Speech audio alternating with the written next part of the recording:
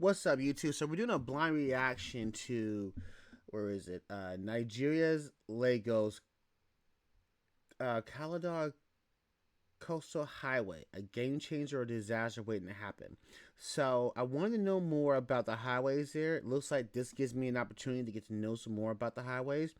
And I've had these guys have been really good at documentaries. This is Waka Joy, really good with their documentaries. So, learned a lot. And also, too, let me know down in the comments. I want to do a comment video to highlight all the comments people have sent me. So let me know if that's a good idea or not. But let's get into this video. What if I told you Nigeria is attempting something no government has ever completed? A project so massive it could reorder the entire economic future of the country. A superhighway stretching along one of the most unstable coastlines in Africa. A road experts said was too expensive, too complex, and too politically impossible to ever exist. And yet, after decades of failure, delays, and dead promises, the government suddenly decided to build it. Why now? Why this route? This is exciting so far.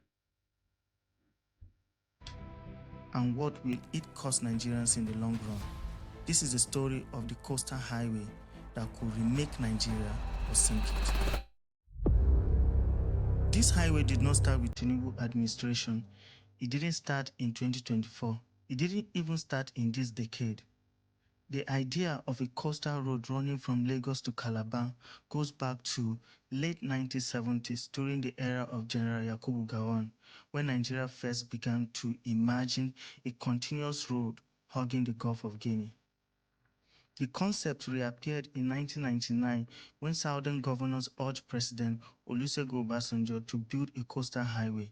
Nothing concrete happened. It came back again under President Goodluck Jonathan around 2010 with early estimate of about 12 billion US dollars and then stalled again.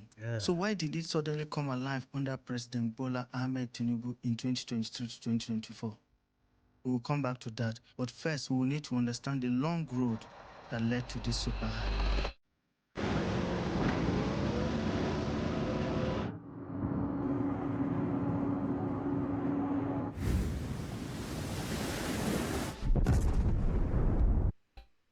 From the beginning, Nigeria's leaders knew that the coastline was more than a line on a map. It was potential. In the late 1970s, as oil wealth reshaped the country and new national infrastructure was being imagined, the idea of a road connecting Lagos to Calabar appeared in government plans. Calabar, The that's how you logic say was that one. straightforward.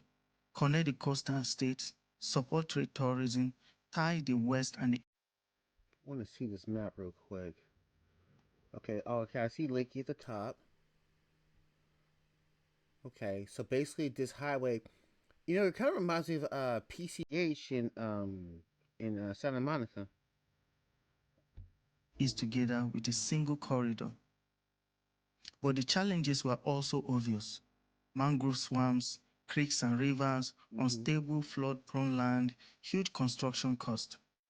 The project survived as a file, a line on a paper, something every administration could talk about, but none could fully fund. In 2010, President Goodluck Jonathan dusted the file and revived the concept. By 2013, the Niger Delta Development Commission (NDDC) had hired consultants to study an east-west coastal road across 9 states. Early estimates suggested a cost of roughly $12 billion. Then came delays, funding gaps, bureaucracy. Under President Muhammadu Buhari, the plan was renegotiated and trimmed to around $11.1 billion on paper. But still, the bulldozers never moved.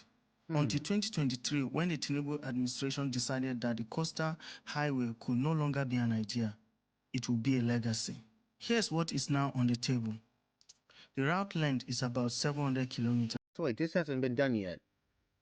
This hasn't been done yet. Okay, I thought this was what it was. Okay. The route is from Ahmed Bello Way on Victoria Island, Lagos, through Lagos, Ogun, Ondo, Delta, Bayelsa, Rivers, Akwa Ibom, and ending in Calabar, Cross River State. The states that this road is going to pass through are 8 in total. 8 coastal states, possibly touching Edo. They design up to 10 lanes in the Lagos section, a reserved median for future rail, elevated sections, bridges, and causeways over creeks and wetlands. The estimated completion time officially is around 8 years, targeting roughly 2031 to 2032. By May 2025, about And not only that, but man, can you imagine the businesses that will be along this road right here? The gas stations, the restaurants, the hotels. Man, this highway would be immaculate, and all the money would be right there. 30 kilometers from Victoria Island to Eleko Junction in Lagos had already been completed and ceremonially commissioned, a small but symbolic slice of the full project. Okay, so what's getting it? Why are we not? Where's the buildovers? Saying where's the movement? That's my question. But with scale comes a price. Early figures place the total cost of the Lagos Calabar Coastal Highway around 14 to 15 trillion naira, roughly 11 to 12 billion US dollars at past exchange rates. That number alone has made it the most expensive single road project in Nigeria's history. Depending on how you calculate it, initial estimates suggested about 7.5 billion per kilometer. Critics later argue, based on section figures, that the first 47.5 kilometer in Lagos was closer to 22 billion per kilometer. The Minister of Works responded with engineering maths, saying the true figure, if you factor in the highway's unusual weight, its 10 lanes and its future rail corridor, and its concrete pavement, comes closer to about 4.3 billion per equivalent kilometer. I'm assuming he's talking in naira right here. Either way, this is still very expensive. On paper, that argument tries to answer one fear, that the project is simply too expensive. But the bigger public question is this: in a country with so many failing roads, is it wise to put trillions of naira into one mega superhighway? This is not a simple inland road that follows existing paths. The Mm. highway starts at Amadu Bello Way on Victoria Island, right by Eco Atlantic, itself a reclaimed city built from Atlantic Ocean. From there, the Lagos Hmm. section is designed as a 10-lane concrete expressway, 5 lanes in each direction, with a rail reservation running in the middle. Beyond Lagos, it is expected to continue as at least a 4-lane expressway with a right-of-way of up to 100 meters to accommodate lanes, drainage, greenery, and the planned rail line. Okay. Concrete pavement is more expensive than asphalt, but the government argues it will last longer, potentially 50 to 100 years, in where But I mean, yeah, I mean, if it lasts longer, I guess it'll be more cost effective. But I guess part of me is like, go with the asphalt just so that we can get the project going. I mean, at some point you can. Well, actually, I don't know. Okay, if you went with asphalt and then you get the project going, the highways, you're making money off the highway. Can you at some point down the road go from asphalt to concrete? That seems that might be double the cost though. So I guess that way doesn't work. Man. coastal condition, where traditional asphalt often fails after just a few rainy seasons. Mm-hmm. But the Take real up with that. challenge isn't just the surface, it is the land under it. The route crosses mangrove swamp in Niger Delta, soft waterlogged soils, erosion-prone coastline, rivers Yep. and creeks that need bridges. Early charters suggested as many as 180 bridges might be needed along the route. That Ooh. number hasn't been officially confirmed, but what is certain is that dozens of bridges and elevated sections must be built. In some areas, engineers are exploring slightly more upward alignment to reduce bridge length and cost, but there is no version of this project that avoids water. This is a highway built in a constant negotiation with the sea. If you want to understand why this highway is controversial, you don't need to go to Bayelsa or Cross River. You just need to stand on the beach in Lagos. In April 2024, bulldozers arrived at parts of Oniru and landmark houses on Victoria Island. Within days, a 3-kilometer stretch of popular beachfront businesses was cleared Oh. to make way for the Lagos section of the highway. Landmark Leisure Beach, one of the Lagos' busiest private beaches, saw structures demolished. Beach bars, restaurants, lounges, clubs, event areas. The landmark ecosystem claimed around 3.5 million visitors per year and over 12,000 jobs, direct and indirect. Federal officials insisted the demolitions follow an existing 250-meter coastal highway that gave the government legal control over land along navigable waters. Some structures So the people are or maybe are worried that you're gonna just destroy it for no good reason, and or people gonna be displaced or okay. were I see why it's labeled controversial. illegal or outside proper approvals and therefore not eligible for full compensation. Yet the emotional reality on the ground was very different. Yeah. To many workers and entrepreneurs, this wasn't just right of way, this was their entire livelihood erased almost overnight. Need job. We don't see it in Nigeria. The ones that give us, we are not seeing it. That's collective from our hands. They should come and provide job for us. In response to public outcry, the government announced a 2.7 billion compensation fund for affected properties in the Lagos section. They created categories: permanent concrete or steel structures eligible for full compensation, temporary or wooden structures not fully covered. President Tinubu publicly directed that all eligible properties owners affected along the 700-kilometer route across the 9 affected states should be compensated.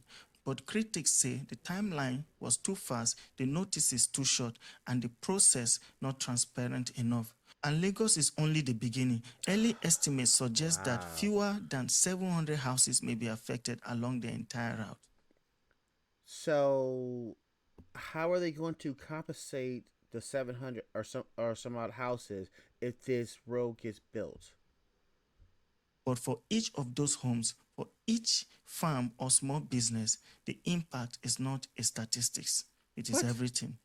This is the Yeah. human cost that never appears in cost per kilometer calculations. Imagine being able to build anything just by thinking about it. Meet Base 44, a Behind the concrete and steel is a company name that keeps coming up: High Tech Construction Company Yes. Limited. High Tech is not new. High Tech was doing another project. I want to say maybe it's the same one, but I think High Tech was doing another one, and I thought High Tech had something to do with Echo Atlantic. Let me know if I'm right. To Lagos. It worked on major projects including land reclamation for Eco Atlantic City. Mm-hmm. The Lagos Calabar Coastal Highway contract was awarded to High Tech without open competitive bidding, through a process the government described as direct procurement. Officials argued that Nigerian law allows direct contracting where a company has unique technical expertise. Critics say that is exactly the problem. High Tech is owned by Gilbert Shagori, a billionaire businessman with long-standing ties to Nigeria's political elite, including President Tinubu. Opposition figures and civil society groups have described the award as a textbook case of corruption and have called for full publication of feasibility studies, cost breakdowns, and Mm-hmm. environmental impact assessments. The government insists that due process was followed, that the cost is defensible, and that High Tech was chosen for its proven capacity to manage complex coastal engineering. But the public trust in Nigeria's government procurement process is already fragile. So as the first 30 kilometers was commissioned in 2025, many Nigerians were not just looking at the fresh concrete. They were asking, how was this paid for? Who benefits That wasn't transparent. The cost wasn't transparent. Hmm. the most? And what happens if the money runs out? Yes. Then there is the environment. By law, a project of this scale requires a full environmental impact assessment Correct. before major works begin. But in early 2024, as demolition and sand filling were underway in Lagos, letters were still going out inviting residents to environmental impact assessment scoping meetings. This raised one disturbing question: was construction moving faster than environmental approval? Environmental experts warn that much of Nigeria's coastal line, especially in Lagos and Ogun State, is already under pressure from coastal erosion, subsidence, and sea level rise. So then that should be a reason to not do it, right? So is there another place you could put the coast, the line, maybe underground, or another like underground some of that? Because I'm just worried, like if experts are saying this, what? that sea line collapses, that's a lot more damage, right? I mean, of course, this is not my expertise, so if I'm wrong, let me know down below. Some studies suggest that up to 80% of the proposed coastal stretch already suffered shoreline retreat. The Niger Delta's mangrove forests are natural buffers against flooding and storms and Mm. vital nurseries for fish.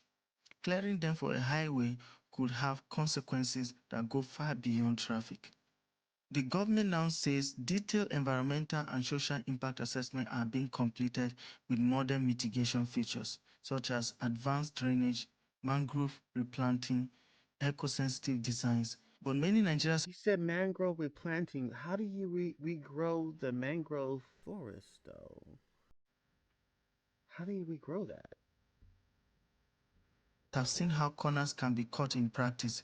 When you build a permanent highway in a landscape that is not permanent, you are making a long-term bet against water, time, and climate. With all of this And controversy, erosion. it is easy to forget why the project exists at all.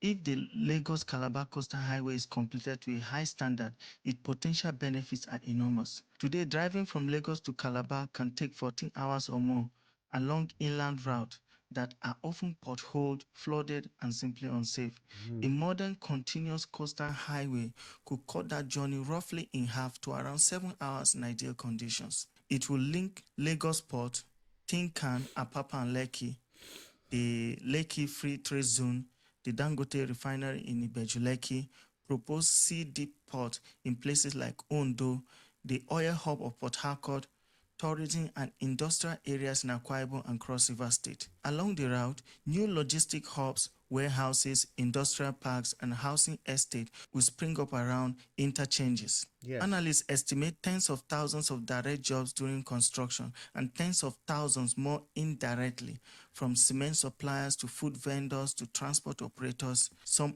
optimistic projections claim that there will be significant drops in employment across coastal states if the corridor is fully developed. For Lagos Well, how would it be unemployment? Oh, because I guess you're gonna lose some of the jobs because of the development. Hmm. But they will also bring more jobs, so hopefully those people can get new jobs when new jobs come. But yeah, okay. specifically, the highway could act as a pressure valve, shifting some industry, Okay.